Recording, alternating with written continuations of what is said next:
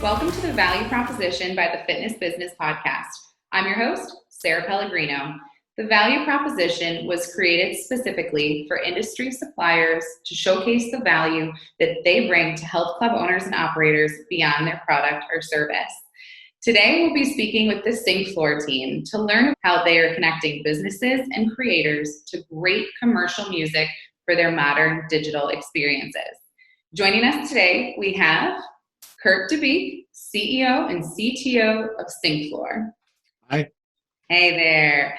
Chris Sanborn, COO of The Class. Hello. Hey, Chris. And Jon Mizrachi, Head of Sync for Bodega Sync. Hi. Hello there. All right, so KIRT is going to start us off today with our 3 real minutes, or 3RM as we like to say here, to give us some background on how SyncFloor came to be. So KIRT, let's hear the elevator pitch for SyncFloor. What do you all do? All right. Well, so at its core, SyncFloor delivers intuitive discovery and hassle-free licensing of expertly curated music from the world's best commercial independent artists. It's a simple and affordable way to legally license great music for use in any creative project or modern digital experience. Whether that's on demand or live or a fitness class or a podcast or an ad or a TV show, we're here to help you bring the magic of music to your experience. I love the highlight of legally licensed. How important. It's important. And KIRT, where does the name SyncFloor come from? Right. Well, so, when we first built SyncFloor, we were thinking, okay, all right, we're the area of licensing music, particularly to put into creative projects and visual creative projects, is called sync licensing. And we were trying to create this great aggregated marketplace for people to be able to easily, get access to the licenses they need. And so that included discovery and curation and the workflow for licensing itself. And we thought of that as sort of the kind of work that would happen on the floor of the exchange, on the floor of the marketplace. And so we ended up with SyncFloor. That is so cool. Awesome. Thank you so much. No worries. Now, KIRT, what markets does SyncFloor currently serve? So we're a marketplace across many different sectors. So the big idea for us is that we're a B2B platform that enables businesses and creators from all spheres to get access to this great commercial music.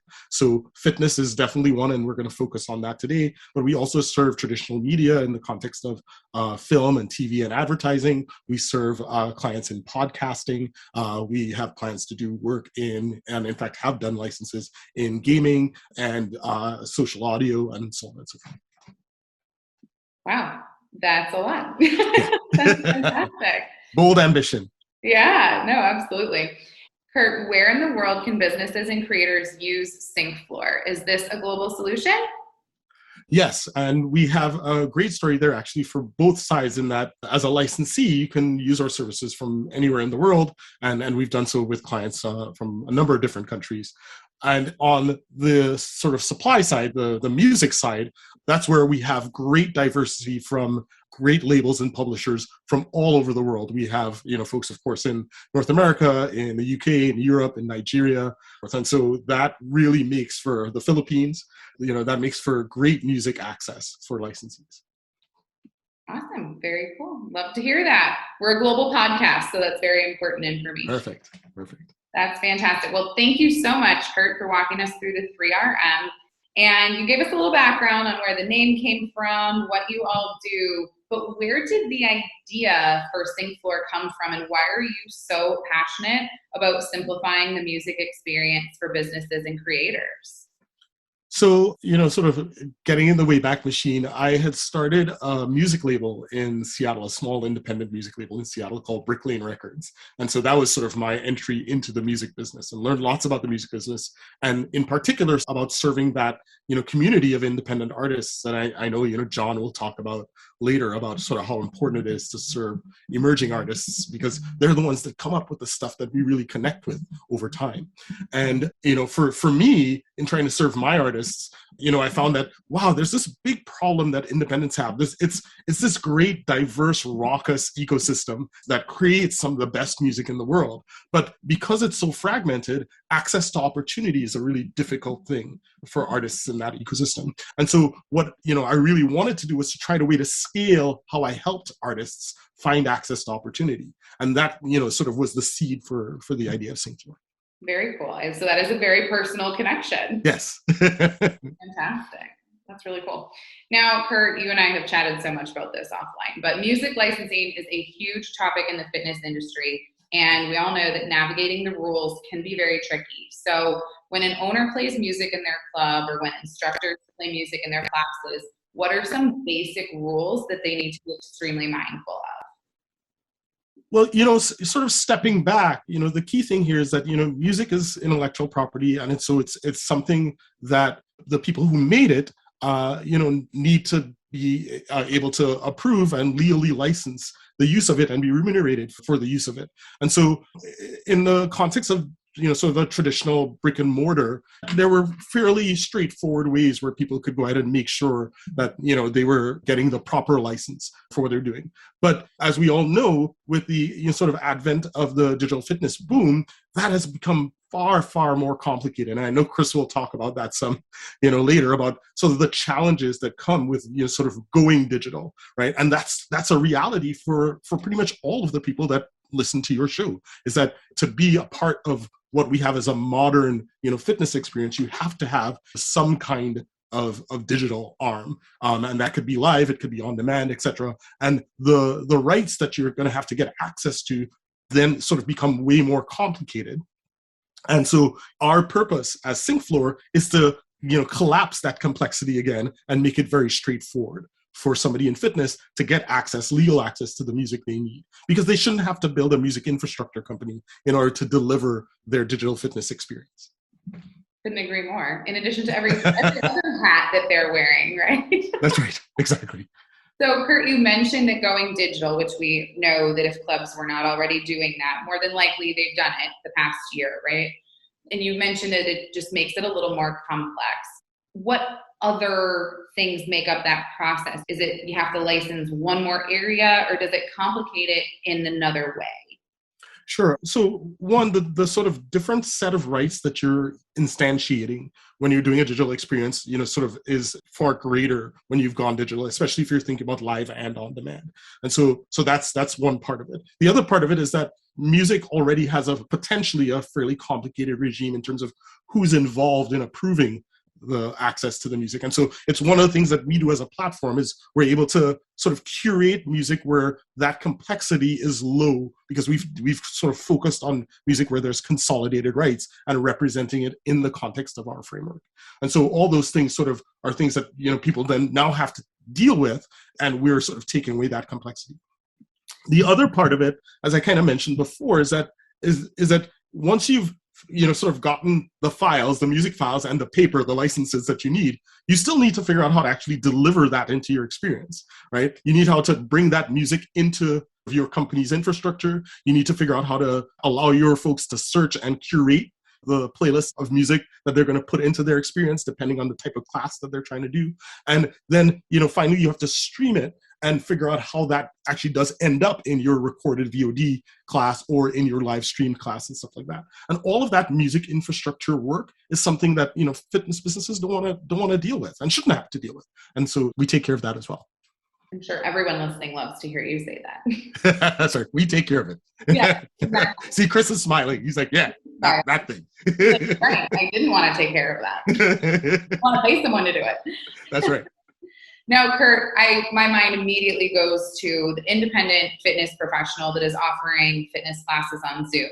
When we talk about the value proposition, our audience is primarily club owners and operators, but we do have independent fitness professionals that listen in too. Is SyncFloor a solution to that, onesie twosie operator that is solely streaming music online? Currently, we do so in an indirect way, but it's in a way that I think is actually really productive for those individual trainers. we're working on integrations with fitness platforms. So a number of companies have kind of figured out that if you're an individual trainer, you're trying to take your brand and make a business out of it. What you need is sort of the equivalent of Shopify for web businesses. You need some kind of platform that takes care of calendaring and billing and helps you get the video recording stuff done and all those things. And you want to do that in a really sort of software as a service, I subscribe to this thing and pay monthly and get what I need kind of way, right? And so what we're doing is integrating with platforms like that. One that comes to mind is a startup called Interval, where we're saying, hey, what if we provide the music part of this for them, and then they can provide sort of the all-up experience for running your fitness brand as a business. Love it. That's fantastic. Now, I know you'll all smile as I ask this, but why is what SyncFloor does so important, Kurt? What happens if you do not license your music properly?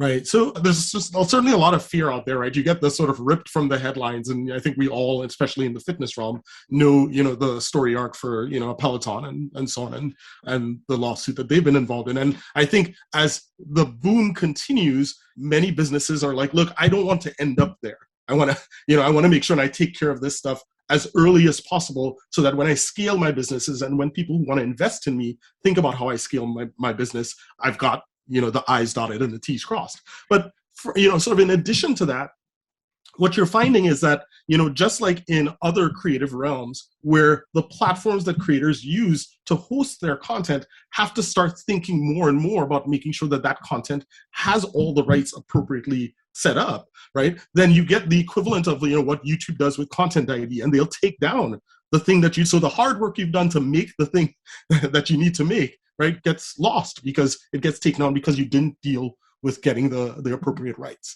And you'll find that more and more, right, you're going to not be able to get your work done if you don't, take care of business. No one wants that. No one wants that. Awesome. So Kurt, when you go to your website, when you learn more about your product, it's all about making things easier, right? So can you just explain, give us a little background, why is it so hard to get great music? Walk us through that a little bit and just explain how SyncFloor does make it easier. What is the alternative if someone is not choosing to use a solution like yours? Right. Some of this I think, Chris will probably touch on because, there's that exact question, why is it so hard? So if we were to take it more from the user experience, we've talked a lot about sort of the rights perspective, right? And there's complexity there, and we take care of that complexity as well. But from a user experience perspective, what you as a fitness business want is for your trainers and your production team to be able to go into some sort of experience where they can very easily do discovery of the music that they care about. And that's something that, we've built on top of a patented technology, natural language music search. We make it really intuitive to do this kind of discovery based on creative expression and references that makes sense to trainers and to production teams. And so first of all, you've got to kind of find the stuff that resonates with you for the class that you're doing.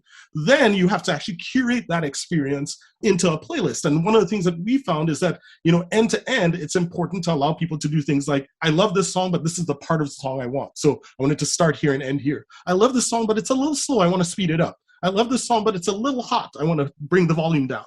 All those things are part of the experience that we've built for the curation part of the class. Once you've done that, you now want to make sure that you can license it. And if you're, a COO like Chris, you want to make it so that, hey, this is something that my trainers do the part that they need to do. And then the part about actually making the license be instantiated and me getting billed, that should just be a snap.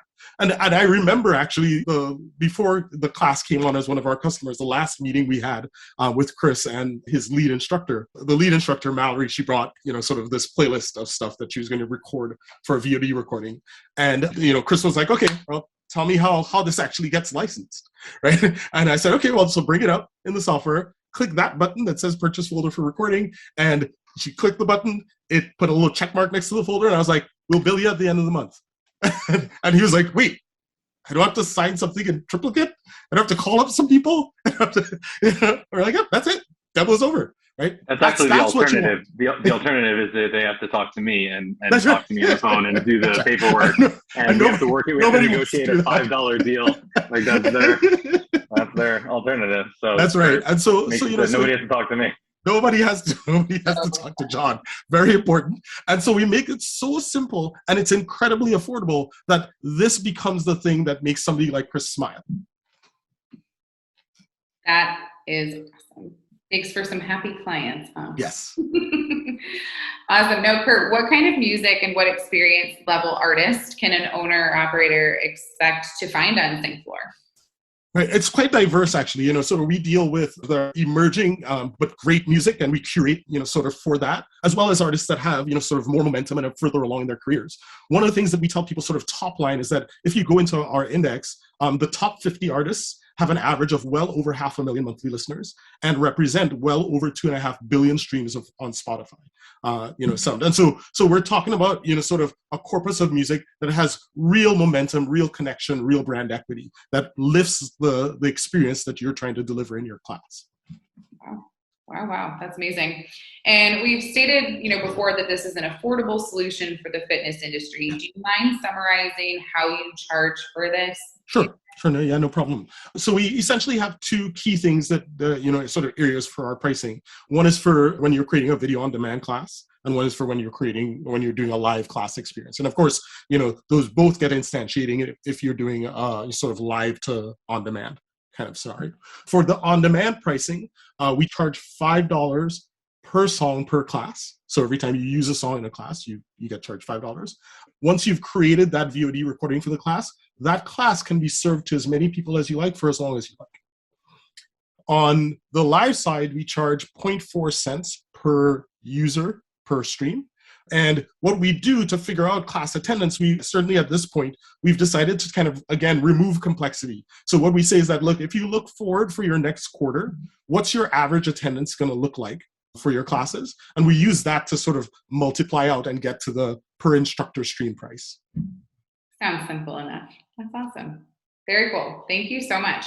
No problem. All right, Chris, we're coming your way. So as COO of The Class, you're a customer of SyncFloor and are famous for the following quotes: "I just want to go up to a machine, put my money in, and get great music for my business. SyncFloor made it that easy." So I would love if you can explain to us how you got licensed music for your business before SyncFloor and in which ways they make it so easy. I mean, I grew up in New York City and I thought I'd be famous for like playing shortstop for the New York Yankees, but this is like a very close second and I appreciate it. Anytime. Yeah. So, when we first got started, 2019 was when we built our digital studio. The business already had physical studios and we were trying to scale with digital. And, our two kind of guiding principles when it came to music licensing was, we want to do it right.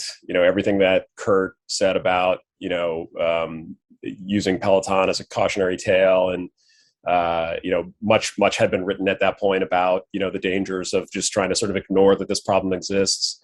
And from my standpoint, I just wanted to be able to say that we could scale whatever solution we came up with. A lot of startups or a lot of smaller operations, I think, just say like, well, we're so small, like they'll not even notice us. And, or like when we get bigger, we'll worry about that, and I don't think that that's a good approach at all.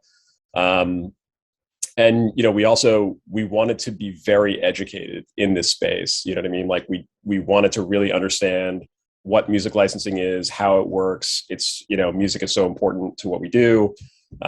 Educating ourselves on the business of it became important to us. So our first foray into it was really on the live side of things. So we did a lot of work with performance rights organizations and getting ourselves squared away in that area. And then on demand became, the next phase of what we needed to figure out, mostly because our users were asking us for it. That you have enough people, our platform's global, you have enough people in enough time zones and they can't do, your fitness class when you have it. They want to do it on their own time. So I started sort of casting about for solutions. The first solution that we came up with was to do class collaborations. So we would go to one artist and build an entire fitness class just with one artist's music and make deals with all the people that are involved there, which are all the people who wrote the music and then all the, the people who performed it, publishing side, label side. And we were educated on the notion that, wow, that takes a long time. Every single class, could be, depending on how many people were involved in writing the music, hundreds of emails. And the process is just so manual, you got to find a guy who's fishing out in his boat for 2 weeks and, get him to send you a PDF file and his PayPal information. It's so not automated, and that's the biggest challenge. And that's the challenge that KIRT is sort of attacking headlong. And I believe strongly that this problem is going to be solved by engineers. I love KIRT's approach because he's an engineer who knows the music business, owned a label, and he's thinking about all the elements of it like an engineer. And that's why we found him, how we found him, and why we love him. I can see why you think this solution is so easy, Chris. Yeah, and that's the ease of it is really 9/10 of the value. The moving pieces that he's been able to make efficient are where the value is drawn from for us. That's huge. Absolutely huge. Now, Chris, the artists available on SyncFloor are not the Beyoncés of the world, right? So do your members ever comment on this, or how do you think the artists are received to your end user, which is the member? Yeah, no, it's interesting, right?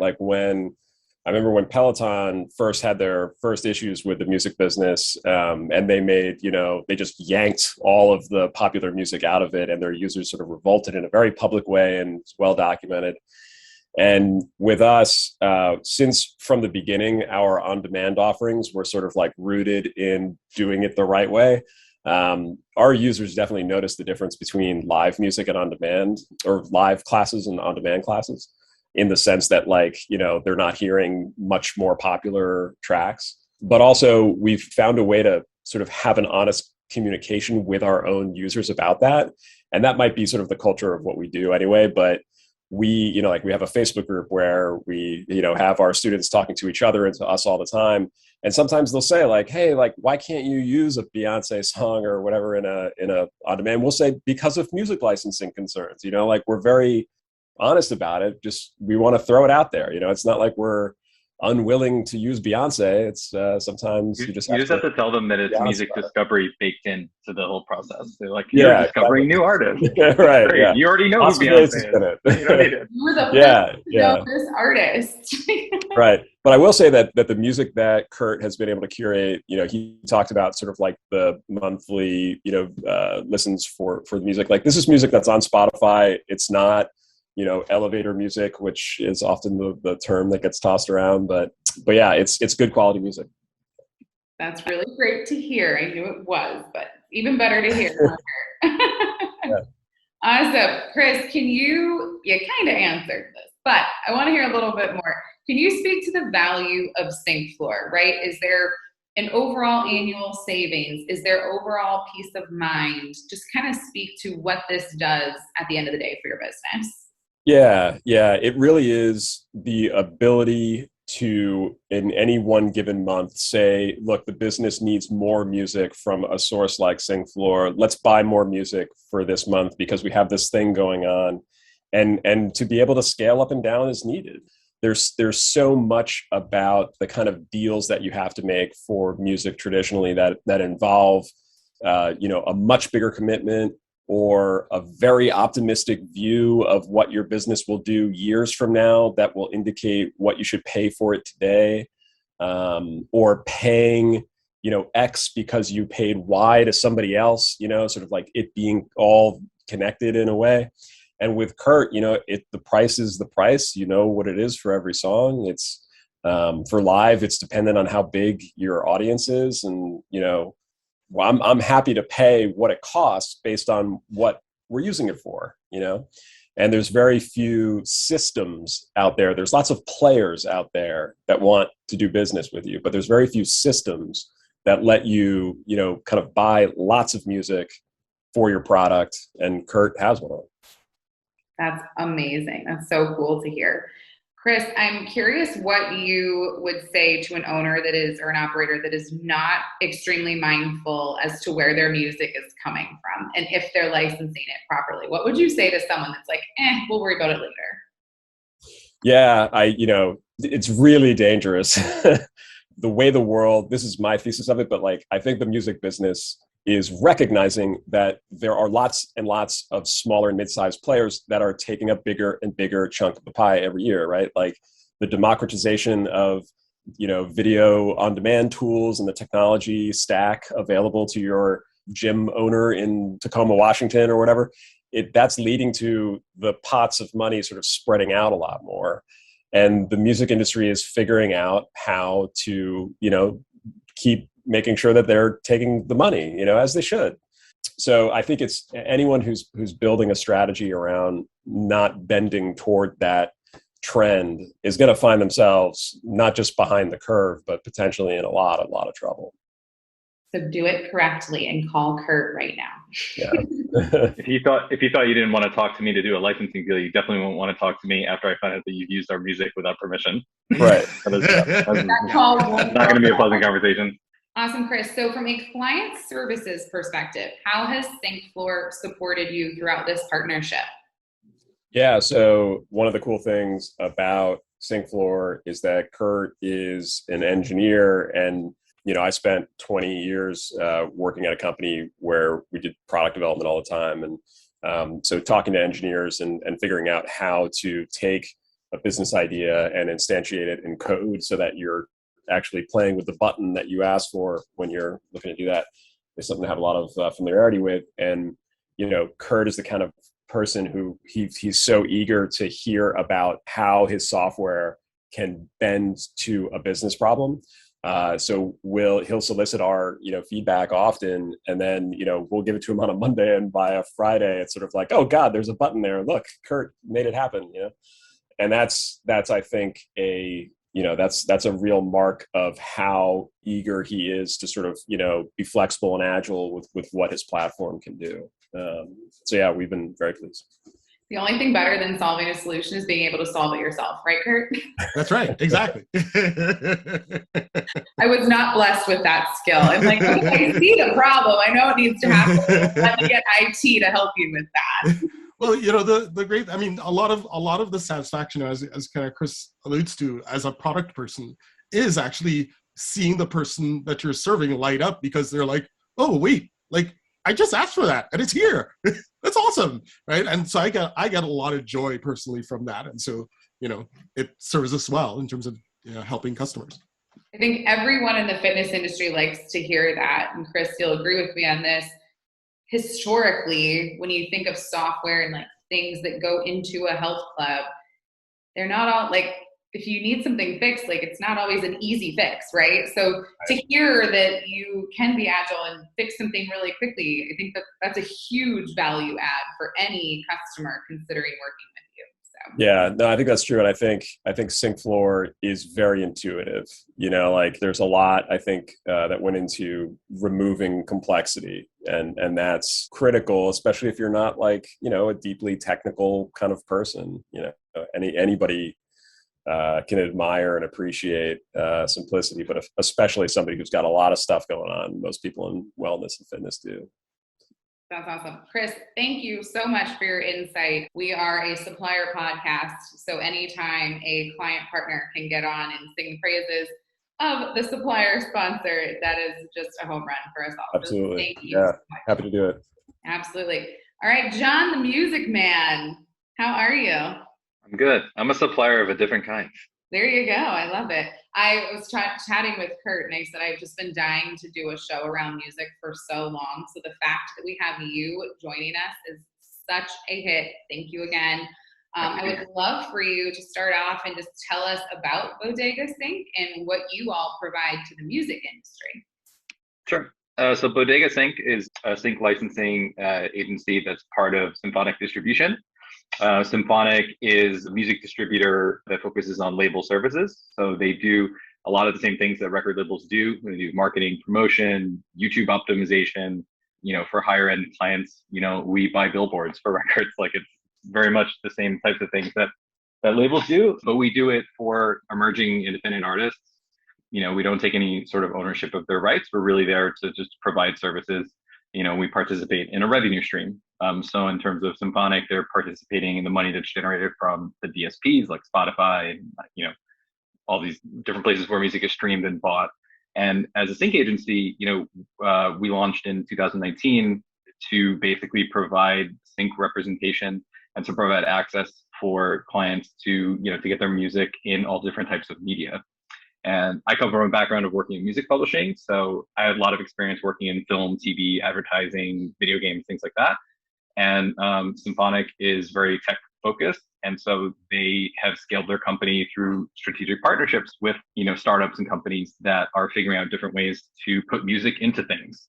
So the culture of that company is very compatible with the types of things that we've been doing with companies like SyncFloor, where we're looking for ways to say, okay, we have these rights to music. How do we do different things with it?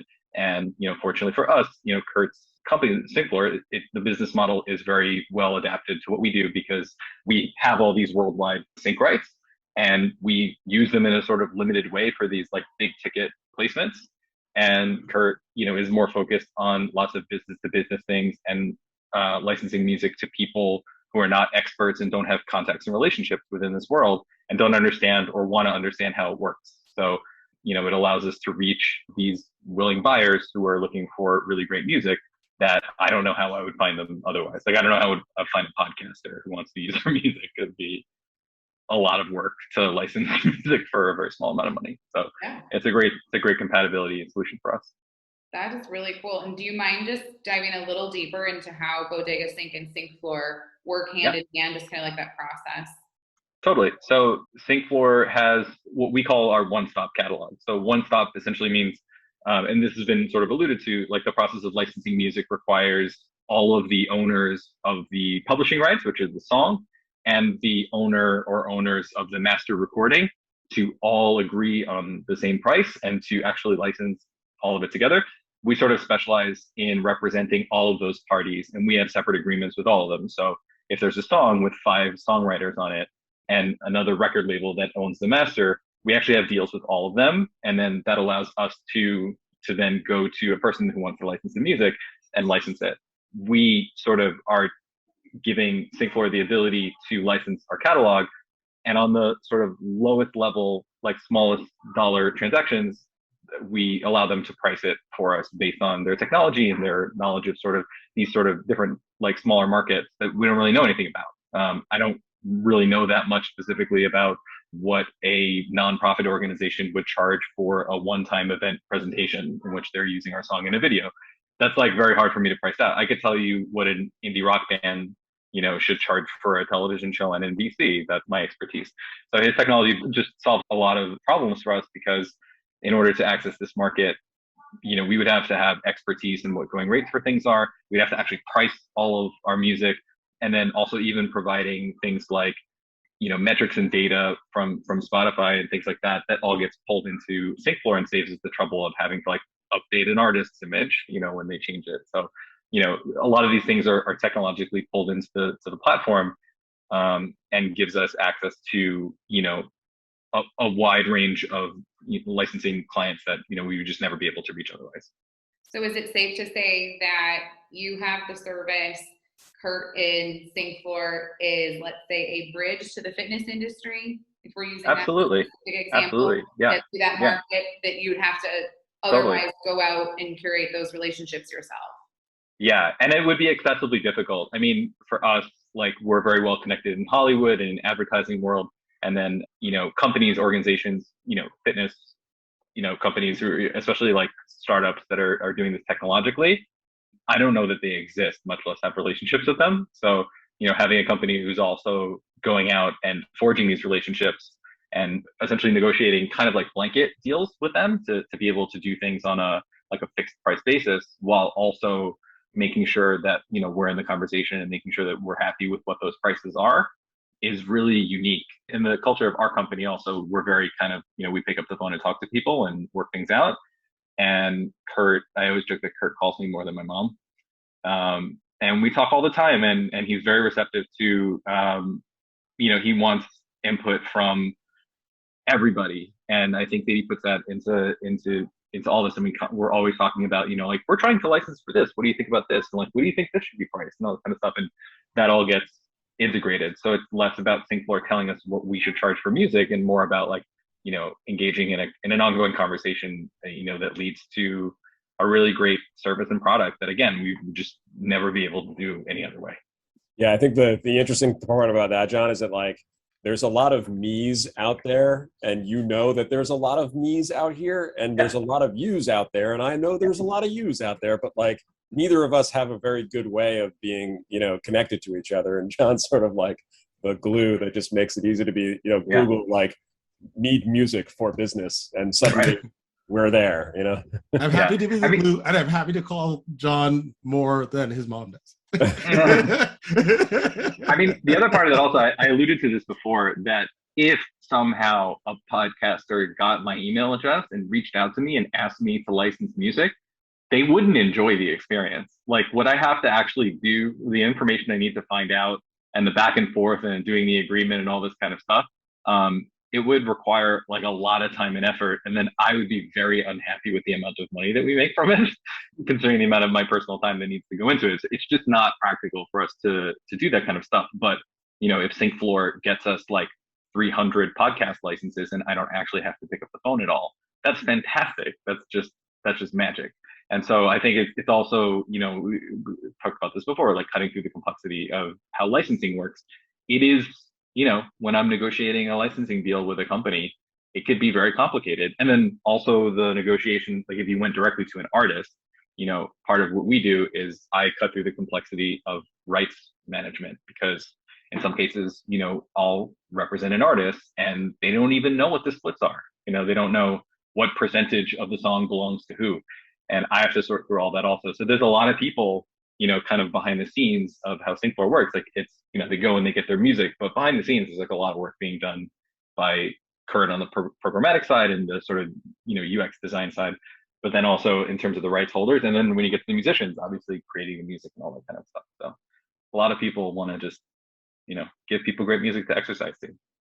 What I love most about this conversation is this is the beauty of partnerships and relationships at its finest, ladies and gentlemen. Absolutely. And technology. And technology just makes it all, makes it all work.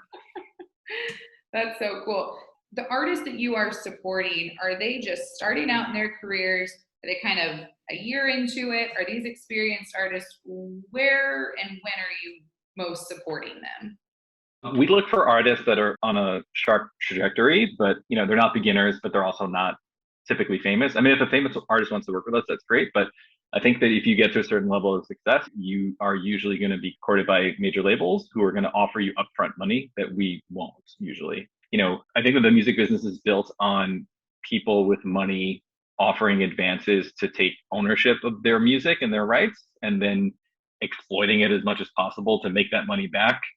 And I think that model is becoming less relevant every year. And I think more and more companies that are focused on saying, these are your rights, we would like, to help you make money and take a little percentage of the value that we bring. That model, I mean, it just sounds more logical, I think, to most people, but it allows artists to also have agency and keep, control of their rights. And then I think the companies that really stand out are the ones who are willing to think a little bit outside the box and figure out different ways to access different markets. And again, with technology and startups and things like that, if you're not talking to companies that are on the front lines of doing new things, you're not serving your clients very well. And so, we're building a reputation as a relatively young sync agency on being able to deliver, obviously, placements in film, TV, and advertising, but also in fitness classes and things, in foreign markets and all that kind of stuff. SyncFloor was one of the first partners that we really talked to are like, this makes a ton of sense for us to be able to do this. And it doesn't in any way conflict with what we're trying to do.